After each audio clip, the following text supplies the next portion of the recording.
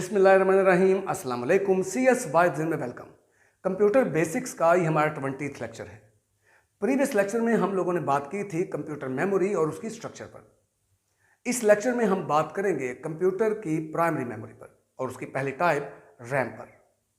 RAM abbreviation है random access memory का। सबसे पहले हम देखते हैं कि वर्ड रैंडम का क्या मतलब है। रैंडम हर उस प्रोसेस को कहते हैं जो विदाउट सीक्वेंस हो। इसको हम डायरेक्ट एक्सेस भी कह सकते हैं। यानी फॉर एग्जांपल मेरे सामने 10 स्टूडेंट्स बैठे हुए हैं, रोल नंबर 1 से लेकर रोल नंबर 10 तक।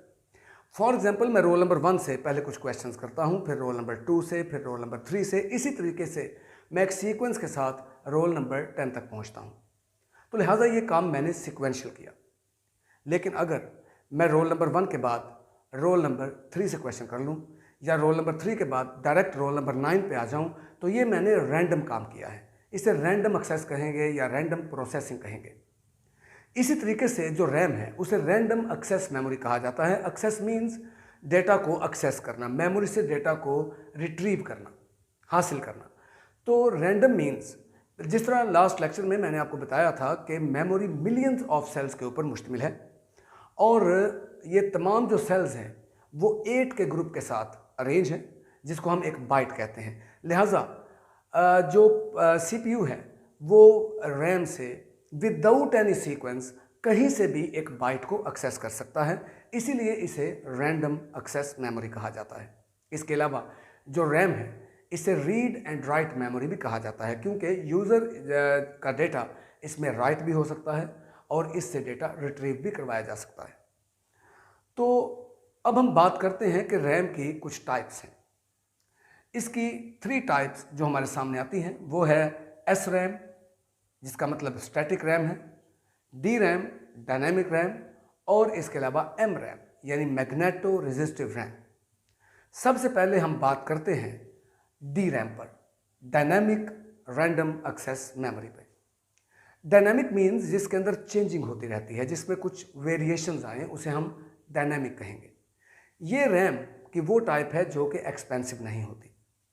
इस रैम में जब भी डेटा एंटर होगा या वहाँ से डेटा रिट्रीव होगा तो ये रिफ़्रेश होती है। टॉप टू बॉटम इसकी तमाम बाइट्स रिफ़्रेश होंगी और इसके अलावा इसको अपनी स्टेट को मेंटेन करने के लिए कॉन्टीन्यूसली इलेक्ट्रिकल चार्ज चाहिए, इलेक्ट्रिकल पल्सेस चाहिए।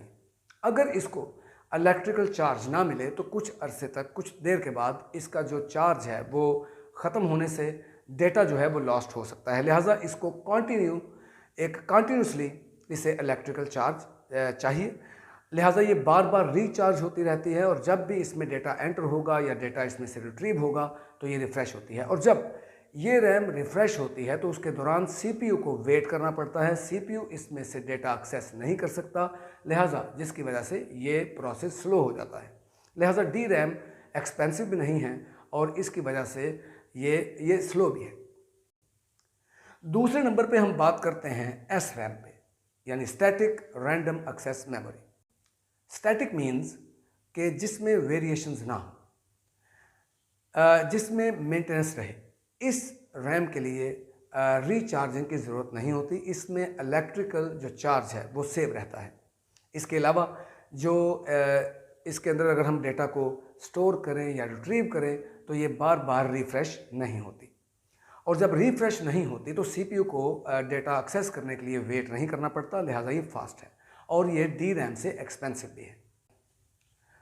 थर्ड टाइप है जी MRAM, magneto resistive random access memory. इसमें जो चार्जिंग है वो मैग्नेटिकली है, मैग्नेटिक चार्ज है इसके अंदर। इसमें इलेक्ट्रिकल चार्ज के बजाय मैग्नेटिक चार्ज है। ये रैम आइडियल है ख़ास तौर पे पोर्टेबल डिवाइसेस के लिए या बैटरी ऑपरेटेड डिवाइसेस के लिए। इस लेक्चर में हमने रैम और उसकी टाइप्स पर बात की। इंशाल्लाह नेक्स्ट लेक्चर में हम प्राइमरी मेमोरी की सेकंड टाइप ROM पर बात करेंगे। Thank you very much. अल्लाह हाफिज़।